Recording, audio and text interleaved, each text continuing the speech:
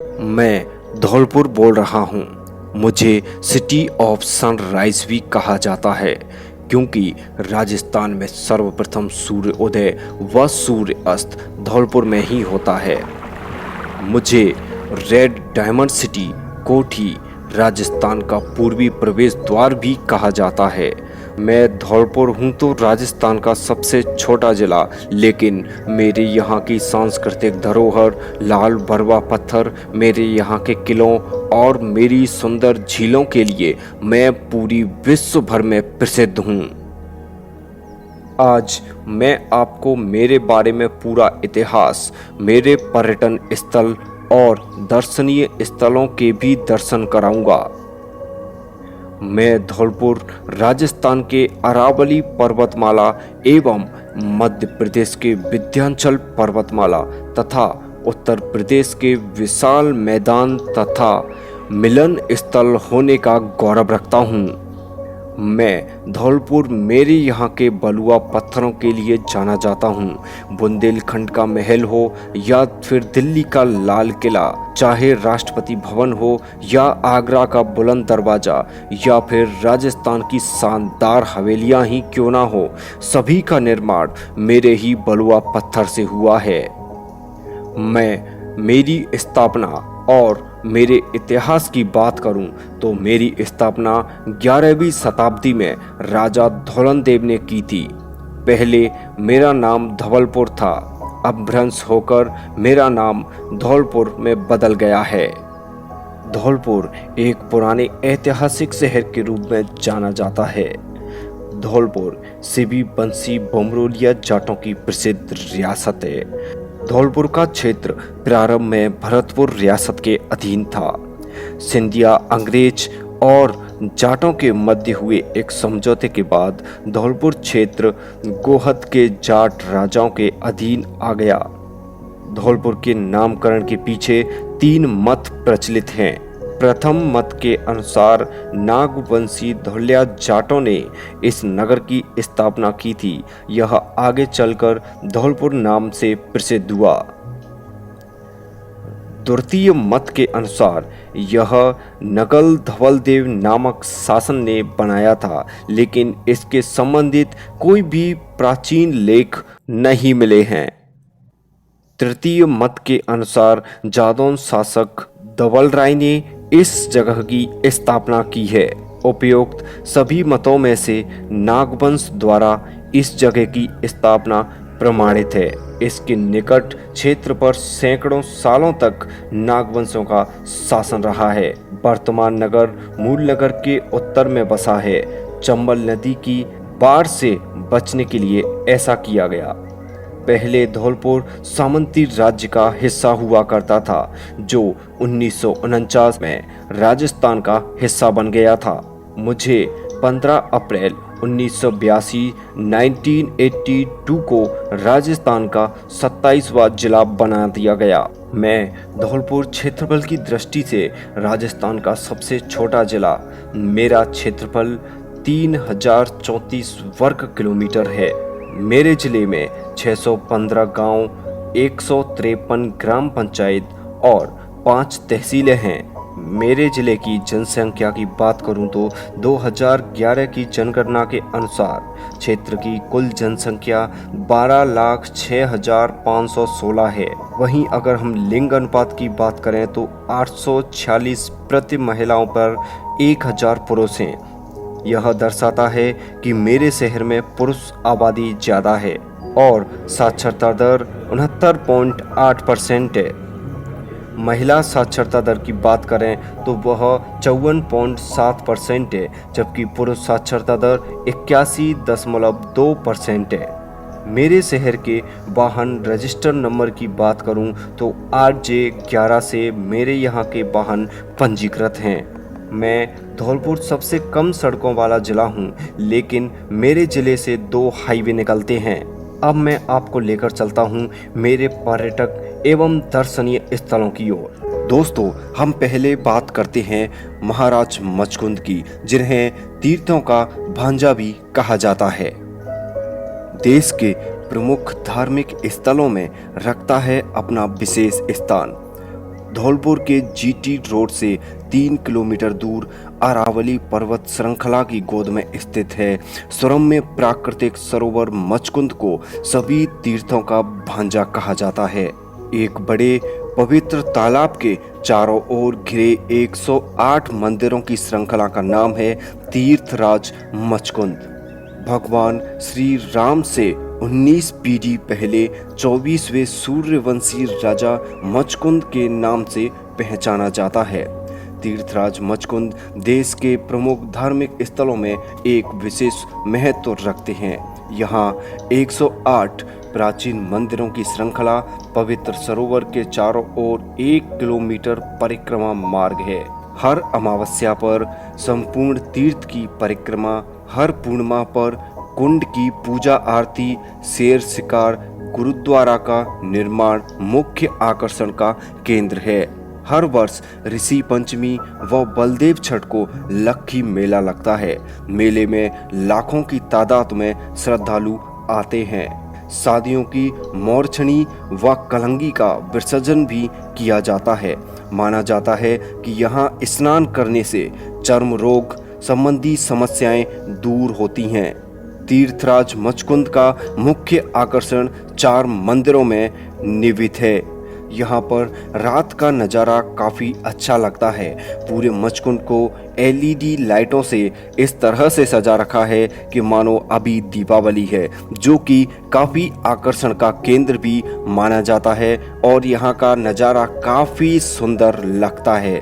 और यहाँ पर स्नान करने से सभी प्रकार के चर्म रोग संबंधी पीड़ाओं से भी छुटकारा मिलता है।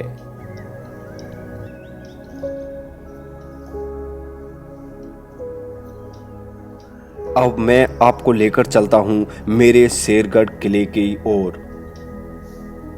शेरगढ़ किले का निर्माण 1532 ईस्वी में जोधपुर के राठौड़ वंश के महाराज मालदेव ने करवाया था।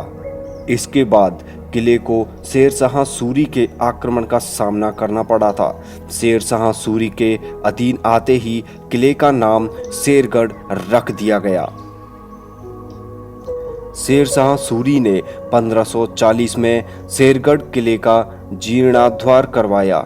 शेरगढ़ किले को राजा महाराजाओं के समय एक सैन्य छावनी के रूप में इस्तेमाल किया जाता था। इसके चारों ओर ऊंचे गढ़ बने हैं, जिन पर सैनिक तैनात रहते हुए किले की रखवाली करते थे। और इस किले के 2 मुख्य द्वार हैं। इनमें से एक पश्चिम की ओर और दूसरा दक्षिण की ओर स्थित है। पुराने समय में लोगों को धौलपुर से बाहर जाने के लिए इन फाटकों से, यानी कि इन 2 दरवाज़ों से गुजरना पड़ता था और अंदर आते समय भी इन्हीं दरवाज़ों के माध्यम से अंदर आया करते थे। किले के निर्माण के समय ही तत्कालीन महाराजा मालदेव ने यहाँ हनुमान जी का मंदिर बनवाया था, जो कि आज भी यहाँ पर स्थित है।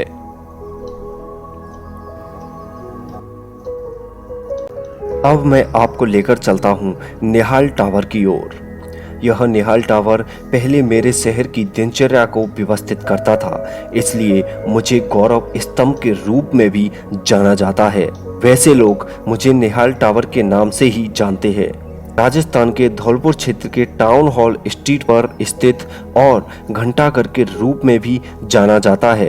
यह 150 फीट ऊंचा शिखर 1880 में राजा निहाल सिंह द्वारा शुरू करवाया गया था और राजा राम सिंह द्वारा वर्ष 1910 के आसपास समाप्त किया गया था। इस शिखर का पैर 12 समान अनुमानित प्रवेश मार्गों से सुरक्षित है और लगभग 120 फीट के क्षेत्र में फैला हुआ है। शीर्ष पर पहुंचने के लिए इसमें 125 सीढ़ियां हैं। धौलपुर के इलाके में निहाल टावर आकर्षण के महत्वपूर्ण स्थानों में से एक है। सबसे ऊंची मंजिल पर 8 स्तंभों से युक्त एक अद्भुत छतरी स्थित है। पर्दी में 600 किलोग्राम और 25 फीट वजन का एक घंटा यहाँ लटका हुआ है। घंटा पर प्रहार करने के लिए जिस हथौड़े का इस्तेमाल किया गया है उसका वजन 5 किलोग्राम है। इसकी आवाज कुछ किलोमीटर तक सुनी जा सकती है। पहले इसकी आवाज करीब 8 मील दूर तक सुनाई देती थी। अब चलते हैं मेरे अभयारण्य की सैर पर। प्रकृति की सुंदरता के कारण मेरे यहाँ जानवरों का बसेरा है। मेरे यहाँ रामसागर झील के किनारे रामसागर वन्य जीव अभयारण्य स्थित है। यह अभयारण्य धौलपुर से करीब 34 किलोमीटर की दूरी पर स्थित है। यह अभयारण्य रामसागर झील का एक हिस्सा है। इस झील में मगरमच्छ के साथ मछलियां एवं सांपों की प्रजातियां देखी जा सकती हैं। इसके अतिरिक्त पानी में रहने वाले पक्षी जैसे जलकौवा, बतख आदि भी देखे जा सकते हैं। यह बाड़ी शहर के काफी निकट है। अब मैं आपको लेकर चलता हूँ तालाब ए शाही पर। यह जगह धौलपुर बाड़ी मार्ग पर धौलपुर से 40 किलोमीटर की दूरी पर स्थित है। तालाब ए शाही काफी खूबसूरत एवं ऐतिहासिक झील है। इस झील का निर्माण शाहजहां ने 1617 ईस्वी में करवाया था। इस झील को देखने के लिए काफी संख्या में पर्यटक यहाँ आते हैं। यहाँ राजा व रानी के 2 महल हैं। रानी के महल को पर्यटकों हेतु होटल में परिवर्तित कर दिया गया है, जो आज भी आकर्षण का केंद्र है। ऐसा माना जाता है कि इसका निर्माण शाहजहां के मनसबदार साले खान ने उनके लिए करवाया था। अब मैं आपको लेकर चलता हूँ राष्ट्रीय चंबल घड़ियाल वन्य जीव अभयारण्य की ओर। चंबल नदी उत्तर भारत की सबसे अधिक असिंचित नदियों में से एक है, जो वनस्पतियों और जीवों की एक समृद्ध विविधता का घर है। राष्ट्रीय चंबल घड़ियाल वन्य जीव अभयारण्य में दुर्लभ गंगा नदी डॉल्फिन है। अभयारण्य 1978 में स्थापित किया गया था और 5400 वर्ग किलोमीटर के क्षेत्र में राजस्थान, मध्य प्रदेश और उत्तर प्रदेश द्वारा सह प्रशासित एक बड़े क्षेत्र का हिस्सा है। नदी का लगभग 400 किलोमीटर का हिस्सा रिजर्व के भीतर है। गंगा नदी डॉल्फिन के अलावा अभयारण्य के अन्य निवासियों में मुगर, मगरमच्छ और घड़ियाल शामिल हैं। साइबेरिया से प्रवासी पक्षी इसके समृद्ध एवियन जीव बनते हैं।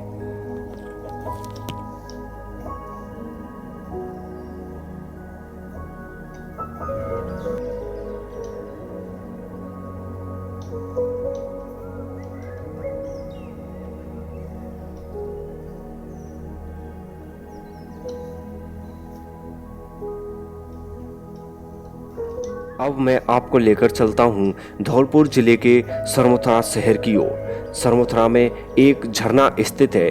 इसका नाम दमोह है। यह पूरे जिले का प्रमुख पर्यटन स्थल है। यहाँ पर काफ़ी दूर दूर से यानी कि दूसरे राज्यों से या दूसरे जिलों से लोग बाग इस झरने का आनंद लेने आते हैं।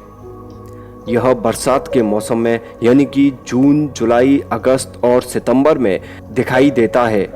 इसके अलावा दमोह में जंगली जानवरों के साथ एक लंबी और हरी वन श्रेणी भी देखी जा सकती है, जो कि धौलपुर जिले का काफ़ी आकर्षण भरा केंद्र है।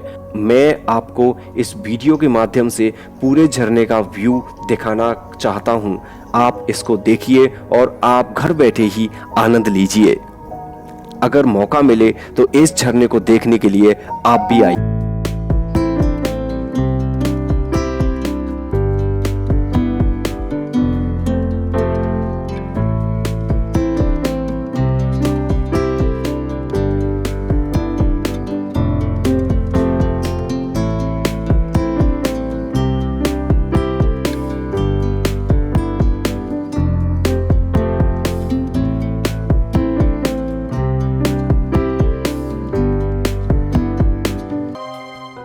अब मैं आपको लेकर चलता हूँ मेरे पार्वती बांध की तरफ। मेरी इस जगह के बारे में बहुत सारे लोगों को जानकारी नहीं है, इसलिए यहाँ पर ज़्यादा लोग नहीं आते हैं, लेकिन यहाँ पर आने का मज़ा ही कुछ और है।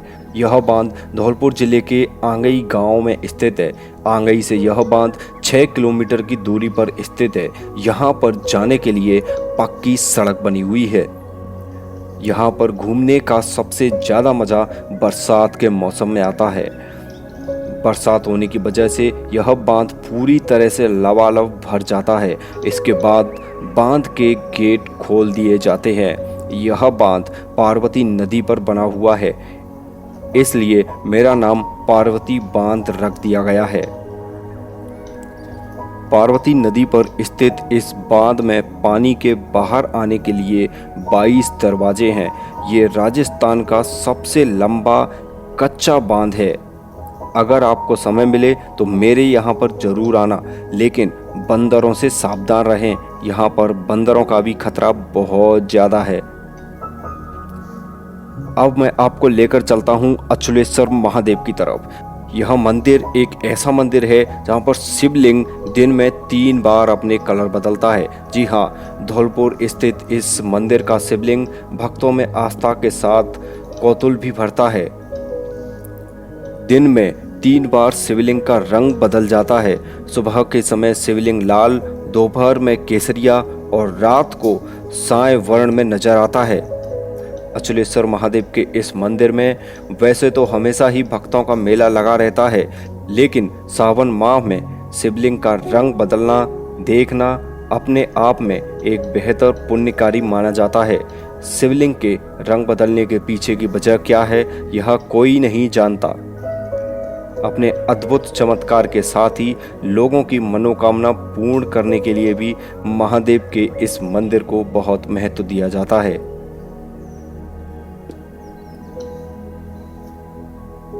अब मैं आपको लेकर चलता हूँ मेरे यहाँ की प्रसिद्ध बावड़ी की तरफ। राजस्थान की प्रसिद्ध बावड़ी धौलपुर जिले में स्थित है।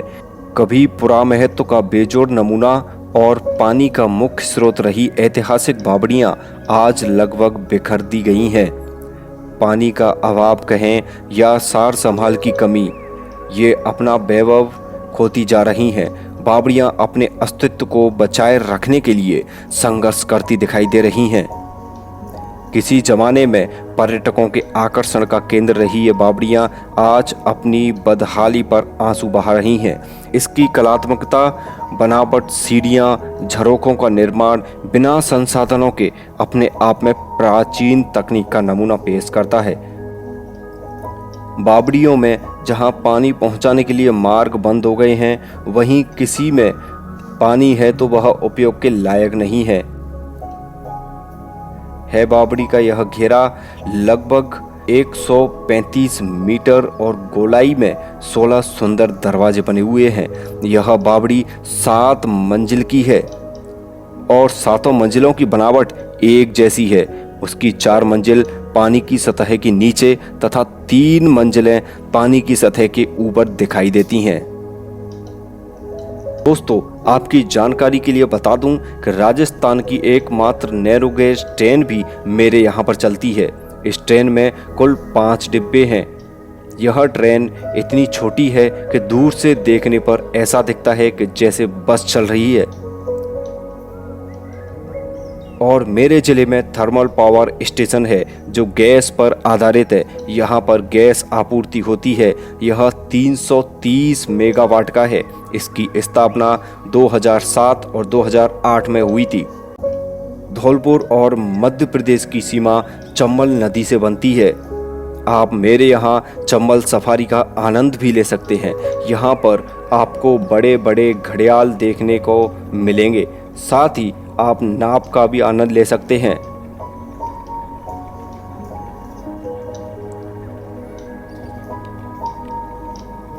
मेरे धौलपुर में जलोढ़ मिट्टी पाई जाती है। मेरे ज़िले में सबसे ज़्यादा फसल सरसों, गेहूं, बाजरा, आलू, मटर, चना, नींबू।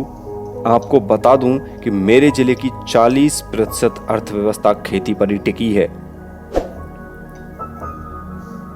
अगर आप भी मेरे यहाँ घूमने आना चाहते हैं तो आपका बहुत बहुत स्वागत है। अब मिलते हैं अगले वीडियो करौली के इतिहास में। अगर वीडियो अच्छी लगी हो तो इसे शेयर करें और चैनल को भी सब्सक्राइब करें। बहुत बहुत धन्यवाद। जय हिंद, जय भारत।